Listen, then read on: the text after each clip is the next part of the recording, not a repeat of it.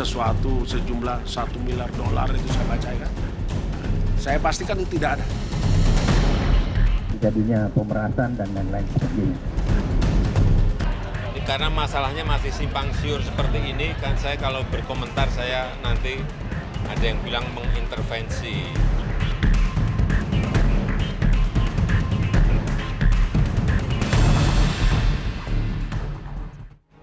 Terima kasih Anda masih bersama kami di Political Show dan kita akan langsung ya ke Bang Saroni. Bang Saroni, kalau tadi saya udah tanya, tapi Mas Febri nggak mau jawab nih, karena itu tugasnya dari penyidik. Tapi informasi yang kami dapatkan bahwa uang 30 miliar itu akan digunakan nanti untuk biaya kampanye maju calegnya Pak Syahrul Yassin Limpo, anak dan juga istrinya dari partai. Ini bagaimana? Ya, yang pertama gini, kalau tadi terkait dengan perkara Pak SYL, kan pertanyaannya ini duit siapa, dari mana, buat apa. Tapi kalau secara umum orang punya duit cash di rumah misalnya, dan untuk dipergunakan untuk kegiatan misalnya tadi isu mau caleg, sah-sah saja, nggak apa-apa. Cuman kan karena lagi berperkara, ini kan ada sangkut pautnya. Kenapa lu simpen duit begitu banyak di rumah? Dan kenapa pertanyaannya adalah karena keterkaitan yang tadi gratifikasi. Berapa nilai gratifikasi? Apakah sampai sebanyak itu? Dan kalaupun akhirnya ada yang lain perkara atau dengan suap apa misalnya, ini perlu klarifikasi. Tapi kalau ada isu bahwa dana yang ditemukan untuk nyalek, saya rasa sah-sah saja, nggak ada masalah itu. Tapi pembuktiannya kan nanti di pengadilan untuk menyampaikan secara terbuka. Ya, saya akan putarkan ya. Ini pernyataan dari Dirkrimsus Polda Metro Jaya karena kasusnya Pak Syahrul Yassin Limpo ini bukan hanya di KPK saja, tapi ada juga di Polda Metro Jaya yang melibatkan pimpinan KPK. Saya akan putarkan ini. Pada hari Jumat, tanggal 6 Oktober 2023, telah dilaksanakan gelar perkara untuk kepentingan peningkatan status penyelidikan ke tahap penyidikan dalam dugaan tindak pidana korupsi berupa pemerasan atau penerimaan gratifikasi atau penerimaan hadiah atau janji oleh pegawai negeri atau penyelenggara negara terkait penanganan permasalahan hukum di Kementerian Pertanian Republik Indonesia pada sekira kurun waktu tahun 2020 sampai dengan tahun 2020. Itu tadi pernyataan dari Dirkrimsus Polda Metro Jaya terkait dengan peningkatan status kasus laporan dugaan pemerasan yang diduga dilakukan oleh Ketua KPK Firly Bahuri terhadap mantan Menteri Pertanian Syahrul Yassin Limpo. Dari penyelidikan sudah naik statusnya ke penyidikan. Saya mau tanya ke Bang Febri ya. Bang Febri, laporan di Polda Metro Jaya ini klien Anda langsung, Pak Syahrul Yassin Limpo yang melapor langsung atau bagaimana? Jadi ini perlu saya clearkan ya di sini. Pak Syahrul itu meminta kami jadi kuasa hukum itu fokus pada penyidikan yang berjalan di KPK. Oke, jadi yang di Polda Metro Jaya Anda nggak ikut menangani? Itu kalau di surat kuasanya kami fokus yang di KPK. Tapi dalam konteks edukasi publik ini ya, karena ini informasinya juga sudah beredar ke publik. Kalau yang saya dengar tadi, menurut saya kedua proses ini perlu dilihat, ini poin utamanya sekali. Kedua proses ini perlu dilihat sebagai sama-sama proses hukum. Jadi kalau sama-sama proses hukum, tentu proses hukum yang ditangani oleh KPK itu tetap dihargai, tetap jalan dengan prinsip-prinsip yang berlaku tentu saja. Demikian juga proses hukum di instansi lain yang memang memiliki kewenangan untuk itu. Nah, dalam konteks hari ini karena teman-teman media juga banyak bertanya ya, perlu kami sampaikan tugas yang dimintakan pada kami adalah fokus pada penyidikan yang berjalan di KPK. Jadi klien Anda melapor nggak ke Polda Metro Jaya? Hal kedua yang perlu juga dipahami, jadi kalau di Undang-Undang Tindak Pidana Korupsi itu ada ancaman pidana bagi yang menyebut siapa pelapornya. Makanya saya bisa memahami juga ketika Kenapa kemudian Kapolri tidak menyebut siapa pelapornya? Kapolri tidak menyebut, Polda tidak menyebut siapa pelapornya. Itu norma yang memang Meskipun sudah pelapornya juga menjadi korban. kita tidak tahu siapa pelapornya. Saya juga tidak tahu siapa pelapornya.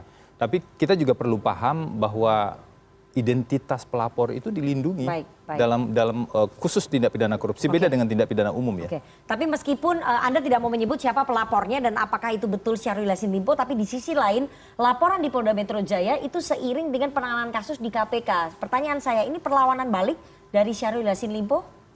Itu yang tadi saya tegaskan bahwa kalau kita melihat ini sebagai proses hukum yang berjalan secara paralel, dua-duanya berjalan secara paralel, saya ingin ambil posisi yang sangat ekstrim ya. Kalaupun proses di Polda itu berjalan terus begitu, itu tidak, menurut saya secara hukum itu tidak secara otomatis dia bisa menghentikan keputusan kelembagaan yang sudah diambil oleh KPK. Ini kan penyidik sudah bekerja, kecuali nanti ada putusan pengadilan dan lain-lain, itu lain hal ya. Tapi itu tidak akan menghentikan keputusan lembaga yang sudah diambil oleh KPK.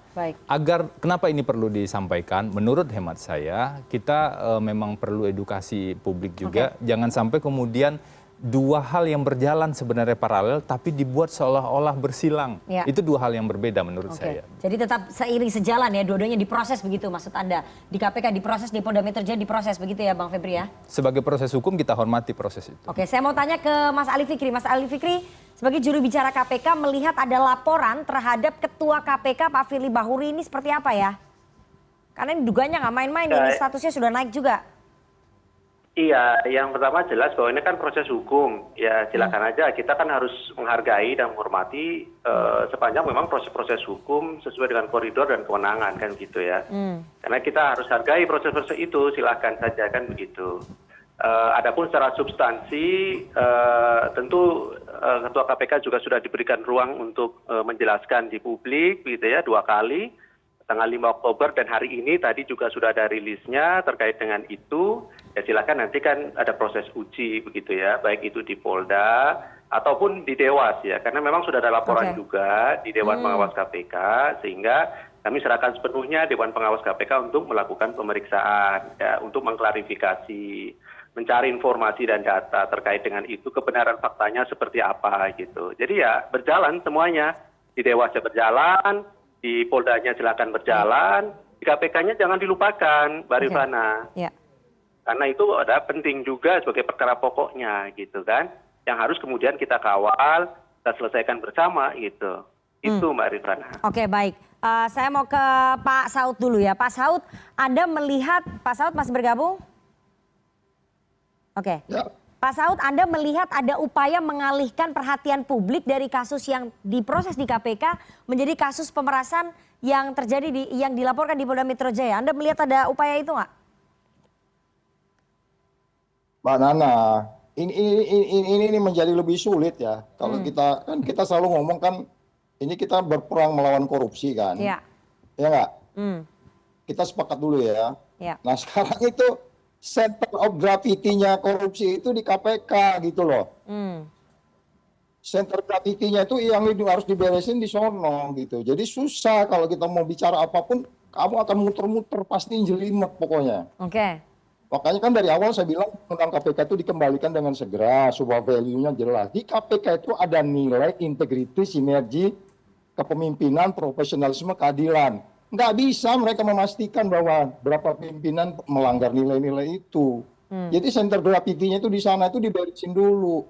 Nah sekarang kamu hanya ngantem-ngantemin battle-battle-nya aja di luar. Ngantem ini, ngumpulin ini. Tadi Fikri bilang ada 210 kasus, itu sama di periode lalu. Cuman di periode lalu itu menjadi lebih ringan. Karena KPK-nya itu independen. Penyidiknya independen. Pimpinannya itu kolektif-kolegial. Terus apa dong Mbak Nana? Mau apa lagi? Jadi kita hari ini diskusi-diskusi, besoknya akan muncul lagi kasus begini. Center gravity-nya peperangan itu sekarang ada di KPK Mbak Nana. You can be sure about it. Jadi maksudnya Pak Saud ini masalah utamanya sebenarnya di KPK begitu? Iya, kan sudah kita lihat tadi coba aja. Bagaimana mereka yang harusnya segera tanda tangan habis ekspos kan nunggu berapa bulan dulu baru ditanda tangan. Terus kemudian muncul cerita-cerita yang lain-lain di belakang itu yang sudah ada dimiliki oleh media. Jadi maksud saya, kalau saya ngomong gitu, kita nggak boleh kecewa. Memang ini kesalahan kita bersama nih, kalau kesalahan kolektif kita bersama ketika KPK mulai prudent, mulai baik, terus dipolitisasi, dianggapnya kita yang melanggar abuse, kita yang melanggar HAM. Dimasukkanlah satu asas-asas di dalam Undang-Undang KPK itu azas HAM. Dulu nggak ada azas HAM. Di bagian akhir dimasukin azas HAM. Terus kamu bilang bicara HAM, kamu mencetak 87 orang dengan alasan kewawasan kebangsaan. Come on, man. Oke, berarti ini masalahnya ada di integritasnya pimpinan KPK kalau menurut Pak Saud. Tapi saya akan putarkan pernyataan dari Ketua KPK Firly Bahuri yang membantah soal pemerasan terhadap Syahrul Yassin Limpo. Untuk menjaga kesehatan dan kebugaran saya, memang saya sering melakukan olahraga bulu tangkis. Ya, setidaknya itu 2 kali dalam seminggu. Dan tempat itu adalah tempat terbuka. Jadi saya kira tidak akan pernah ada hal-hal orang bertemu dengan saya, atau apalagi kalau seandainya ada isu bahwa menerima sesuatu sejumlah $1 miliar itu saya bacakan. Nah, itu saya pastikan itu tidak ada. Ya, saya pastikan tidak ada. Bawanya itu $1 miliar banyak loh itu. Oke, Bang Febri, pertemuan itu terjadi jauh sebelum ada penyidikan kasus terhadap klien Anda. Jadi sebetulnya tidak ada kaitannya nih pertemuan di Gor Bulu Tangkis itu antara Pak Syahrul Yassin Limpo dengan Pak Firly Bahuri. Ini bagaimana? Saya juga baru lihat foto itu dari pemberitaan media. Karena sebelumnya memang kami lebih pertemuan dengan Pak Syahrul, kalau kami dengan Pak Syahrul itu kan terhitung sesekali lah ya, untuk hal-hal yang prinsip saja begitu. Itu diskusi yang kami lakukan adalah terkait dengan pokok perkara yang berjalan di KPK. Kemudian akhir-akhir ini muncul berbagai informasi, foto dan segala macam. Teman-teman media juga tanya ke saya bilang, saya juga baru tahu ini ada foto-foto seperti itu. Tapi tentu harus dipastikan ya kapan pertemuan itu terjadi, dalam konteks apa, apakah kebetulan datang ketemu begitu, atau ada konteksnya. Kapannya itu tentu harus dihubungkan dengan apakah ada hubungan dengan jabatan atau tidak. Saya pikir kalau kita simak penjelasan dari pihak Polda, hal itu tampaknya juga sedang mereka dalami. Kalau kita simak dari pernyataan terbuka ya. Dan sekali lagi kami memang tidak bisa bicara cukup banyak tentang substansi yang di Polda ini karena kami fokus di penyidikan yang berjalan di KPK. Ini saja cukup complicated sebenarnya ya yang di KPK berjalan. Begitu. Oke, saya mau ke Prof. Jamin. Prof. Jamin, adanya laporan dugaan pemerasan terhadap Ketua KPK yang dilakukan Ketua KPK Firly Bahuri terhadap Syahrul Yassin Limpo, apakah ini dikhawatirkan dapat mengalihkan opini publik begitu ya dari kasus di KPK Syahrul Yassin Limpo dengan di Polda Metro Jaya, dan ini nanti akan mengganggu nggak proses hukumnya di KPK, Prof? Ya, sebenarnya KPK independen ya. Permasalahan yang utama itu adalah dengan laporan yang ada ini, yang dilaporkan adalah Ketua KPK. Nah, dua-dua mempunyai kualitas tindak pidana yang hampir sama kalau saya kira. Pemerasan, gratifikasi, cuma di tindak pidana yang di Polda tidak ada TPPU-nya kan begitu. Nah, kenapa ada tidak TPPU? Mungkin nggak ada lakukan penyitaan terhadap uangnya. Kalau ini sudah ada penyitaan kan dilakukan. Nah, sekarang ini kalau dua-dua ada tindak pidana korupsi, kita lihat di Undang-Undang KPK itu mengatakan supervisi dan bisa take over oleh pimpinan KPK terkait dengan tindak pidana korupsi. Jadi bisa aja nanti yang diselidiki di Polda ini diambil alih oleh KPK. Oleh KPK karena tugas supervisi dan take over. Kalau menyangkut tentang kegaduhan dalam masyarakat cukup tinggi diambil nih kasusnya. Nah, cuma pertanyaannya yang mengambil itu dilaporkan. Ya, itu gimana tuh? Nah, kalau itu nanti pertanyaannya ini apa? Laporan pidana atau etik? Nah, ini kalau kita lihat ini kan laporan pidana.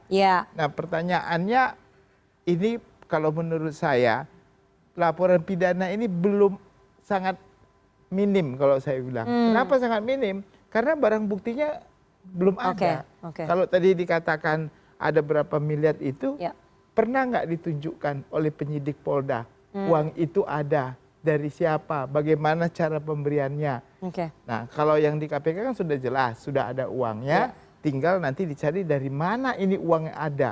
Nah, itu saja. Jadi belum jelas pembuktiannya ya yang kasus di Polda Metro Jaya. Belum, kalau di Polda Metro Jaya. Satu kelemahannya itu lagi karena undang-undang mengamanatkan KPK berhak mengambil alih semua tindak pidana korupsi yang sedang ditangani oleh kepolisian maupun kejaksaan. Oke, jadi artinya kalau misalnya ini menimbulkan kegaduhan, KPK justru bisa take over. Meskipun yang dilaporkan adalah pimpinan KPK sendiri. Kan ini kan kolektif kolegial, kan pimpinan itu kan bukan cuma satu. Iya, betul. Yang ada kan yang lain kan juga pimpinan. Jadi kalau hanya gara-gara satu dia nggak bisa take over itu juga nggak pas gitu saya kira. Oke, Mas Ali singkat saja ya, ini bagaimana ya dengan adanya penanganan kasus di Polda Metro Jaya terhadap pimpinan KPK, apakah kemudian KPK berniat nanti ataupun berencana melakukan take over tadi?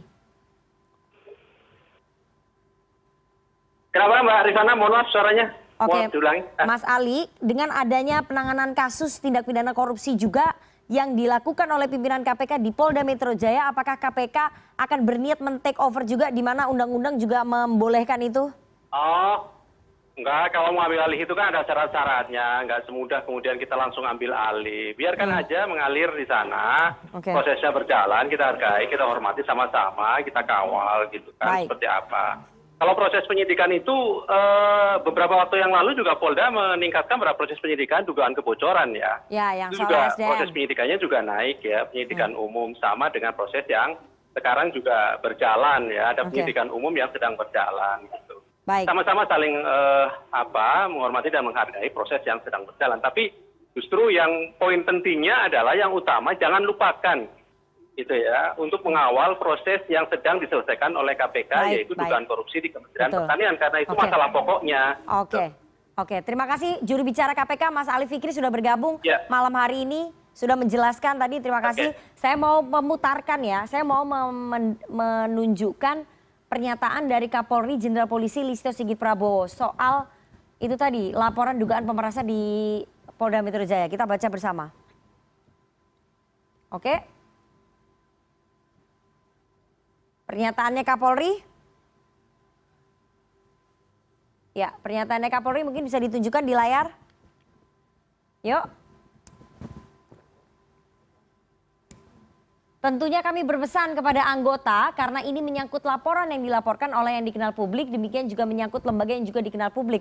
Penanganannya harus cermat, harus hati-hati karena itu saya minta tim dari Mabes Polri untuk ikut turun mengasistensi sehingga di dalam proses penanganan menjadi cermat karena kita tidak ingin Polri tidak profesional. Ini pernyataan dari Kapolri Jenderal Polisi Listio Sigit Prabowo. Saya mau ke Bang Roni dulu. Bang Roni, Anda melihat hubungan KPK dengan Polri ini seperti dibenturkan nggak dengan adanya laporan dugaan pemerasan Ketua KPK di Polda Metro Jaya di tengah ada kasus korupsi yang ditangani oleh KPK? Enggak lah, polisi kan tempat mengadu semua pihak, siapapun orangnya. Dan Polri sendiri harus profesional.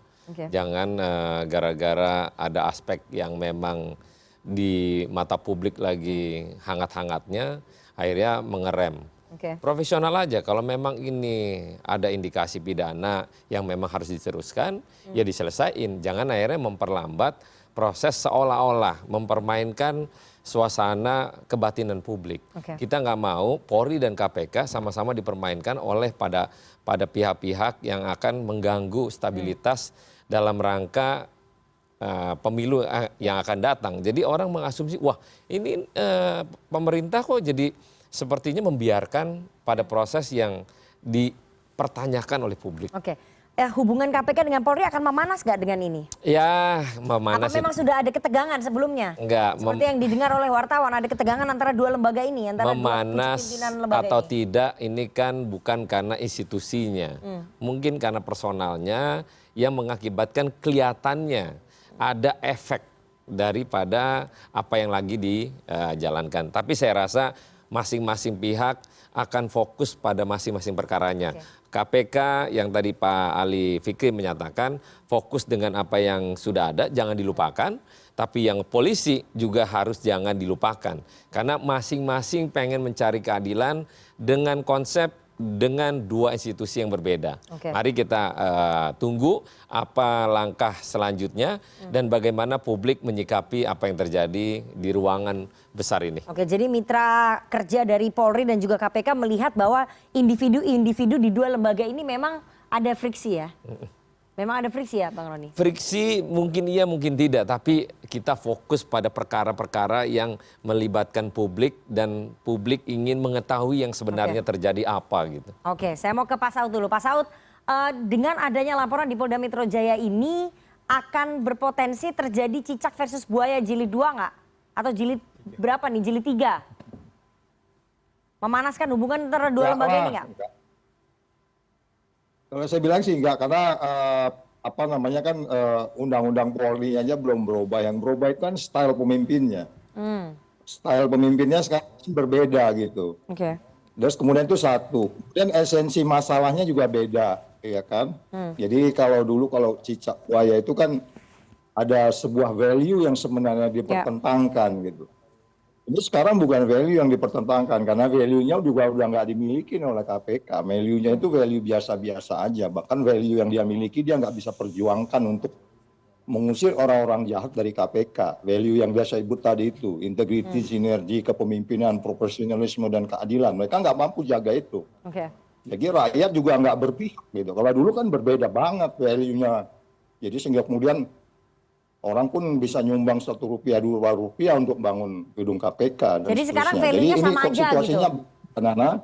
Value-nya sama aja nih dua-duanya? Situasinya sangat berbeda, Mbak Nana. Oke, jadi value. Gimana, Mbak?